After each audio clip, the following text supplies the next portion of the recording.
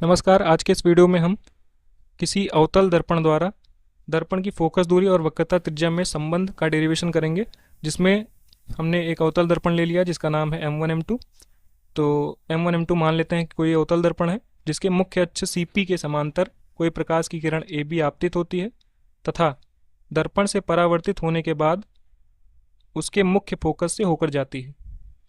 अब जहाँ पर आपतन बिंदु होता है वहाँ हम क्या बना लेते हैं, वहाँ अभिलंब बना लेते हैं। तो यहाँ पर आपतन बिंदु बी है, क्योंकि आपतित किरण यहीं पर आपतित हुई है। तो आपतन बिंदु बी पर हमने अभिलंब खींच लिया जो कि सी से होकर के पास होगा, क्योंकि हम गोलीय दर्पण के किसी भी पॉइंट पर अगर अभिलंब बनाएंगे तो हमेशा सी से पास होगा। तो यहाँ पर ये जो डॉटेड लाइन है ये अभिलंब को प्रदर्शित करती है। और दो चीज़ें हमको पता है, हमको फोकस दूरी पता है दर्पण की, क्योंकि पोल से लेकर फोकस तक की दूरी को हम फोकस दूरी कहते हैं और यहाँ इसका सिंबल स्मॉल f मान लिया गया है। और पोल से लेकर के सेंटर ऑफ कर्वेचर सी तक की दूरी को हम बोलते हैं वक्रता त्रिज्या, तो उसको r से प्रदर्शित किया गया है। अब इसमें थोड़ा सा आपको, जब आप एग्जाम में लिखेंगे तो आपको ये लिखना पड़ेगा जो हमने यहाँ पर लिख रखा है। माना एक अवतल दर्पण M1 M2 जिसके मुख्य PC के समांतर कोई प्रकाश की किरण AB दर्पण के आपतन बिंदु B पर आपतित होती है तथा दर्पण द्वारा परावर्तित होकर या मुख्य फोकस F से होकर जाती है। आपतन बिंदु पर खींचा गया अभिलंब CB है, ये सब आपको लिखना पड़ेगा।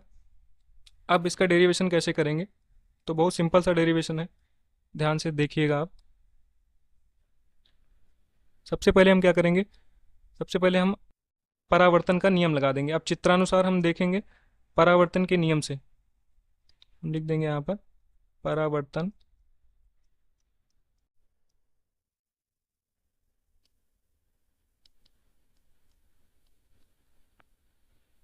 डायरेक्ट लिखते हैं थोड़ा सा। परावर्तन के नियम से क्या हो जाएगा हमारा, देखिए अब आपतन कोण परावर्तन कोण के बराबर होता है, ये परावर्तन का दूसरा नियम है। तो हम यहाँ से लिख सकते हैं कि आपतन कोण, अब आपतन कोण किसे कहेंगे, आपतन कोण जो अभिलंब और आपतित किरण के बीच बने वो आपतन कोण, यानी ये वाला कोण जो हो जाएगा ये हमारा हो जाएगा आपतन कोण। तो आपतन कोण और परावर्तन कोण किसको बोलेंगे, परावर्तन कोण का मतलब हो गया परावर्तित किरण अभिलंब के साथ जो कोण बनाए, तो ये हमारा हो गया परावर्तित कोण, परावर्तन कोण। इसलिए ये दोनों कोण बराबर होंगे क्योंकि ये परावर्तन का नियम है। तो हम यहाँ से लिख लेते हैं, आपतन कोण का नाम लेते हैं कोण ABC, ये बराबर हो जाएगा किसके, इस एंगल का नाम लेंगे अब CBF।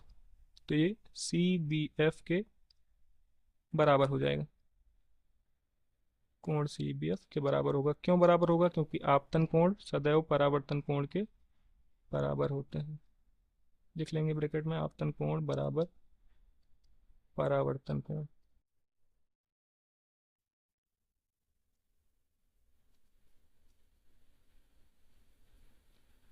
इसको मान लेते हैं समीकरण 1, पहला इक्वेशन इसको दे देते हैं। दूसरा हमारा क्या हो जाएगा, अब यही एंगल यानी कि हमारा ABC ही एक दूसरे एंगल के भी बराबर है जो हमको यहाँ पर दिखाई दे रहा है। क्यों बराबर है, एक ये वाला एंगल ये वाले एंगल के बराबर है। क्यों बराबर है इसको समझिएगा थोड़ा सा, इनको हम बोलते हैं एकांतर कोण।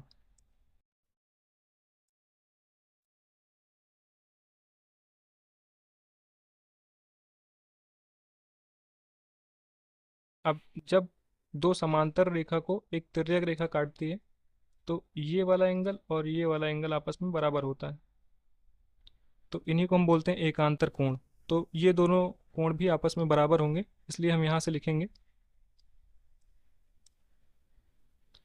कि angle ABC is equal to angle BCF। दूसरा हमको लिखना है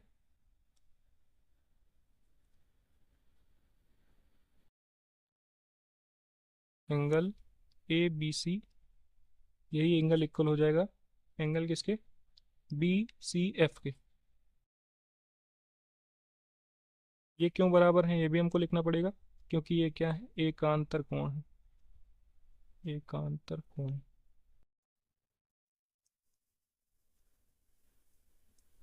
इसको हम मान लेते हैं इक्वेशन 2। अब ये हो गया। अब देखिए पहले इक्वेशन और दूसरे इक्वेशन से हमको पता लग रहा है इनके LHS बराबर हैं तो इनके RHS भी आपस में इक्वल होंगे, यानी कोण ABC ही बराबर है कोण BCF के और कोण ABC ही बराबर है CBF के।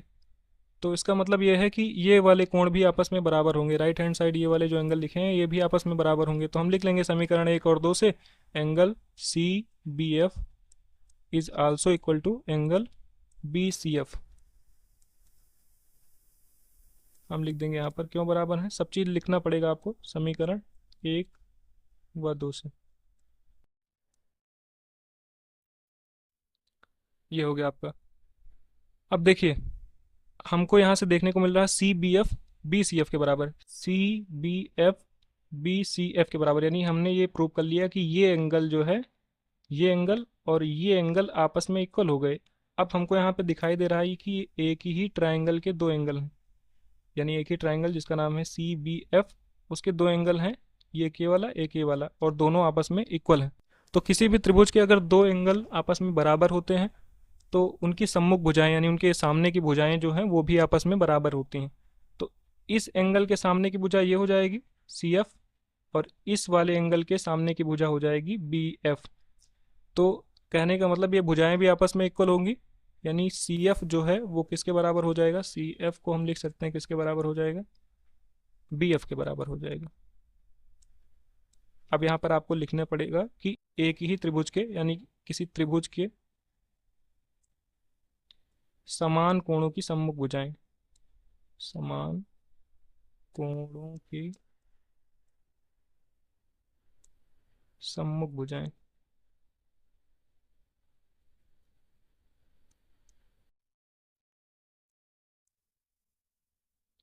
इतना करने के बाद आपको क्या करना है,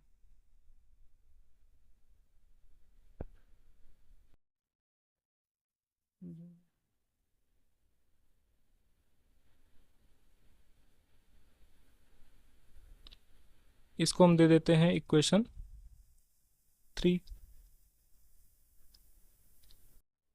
अब यहाँ पर हम एक एजम्पशन यूज करेंगे कि यदि दर्पण का द्वारक बहुत छोटा हो। अब देखिए यहाँ पे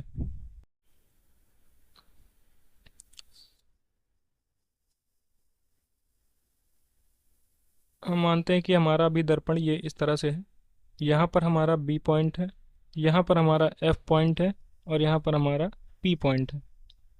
अब छोटे दर्पण के द्वारा के अभी ये डिस्टेंस आपको ये डिस्टेंस लग रही होगी, दूसरी है, और ये वाली डिस्टेंस अलग है, ये दोनों अलग अलग डिस्टेंस है।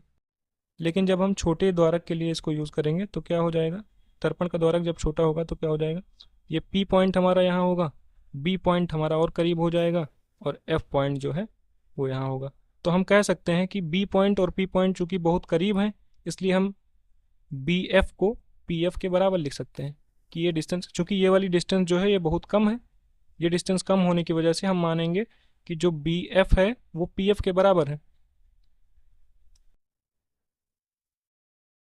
यहाँ लिख देंगे यदि दर्पण का द्वारक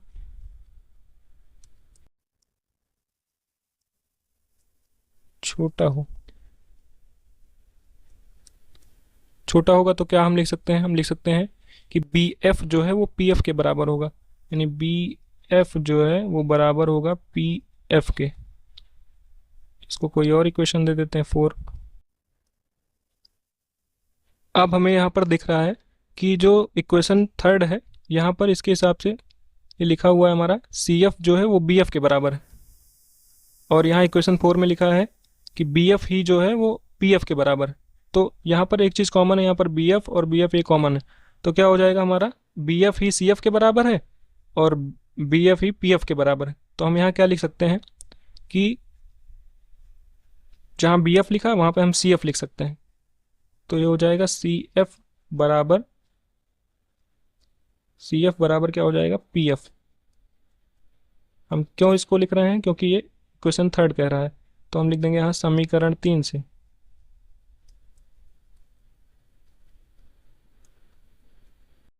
समीकरण 3 से हमने ऐसा लिखा है कि सी एफ जो है वो पी एफ के बराबर हो जाएगा।